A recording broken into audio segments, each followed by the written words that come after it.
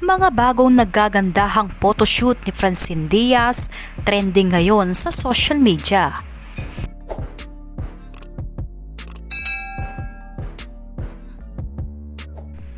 Trending ngayon sa social media ang mga larawan na photoshoot ni Francine Diaz na inilabas ngayon na nakasuot siya ng puting gown.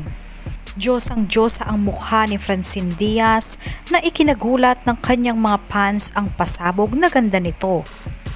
Narito ang iba pang mga larawan ni Francine Diaz na pinagkakaguluhan ngayon sa social media.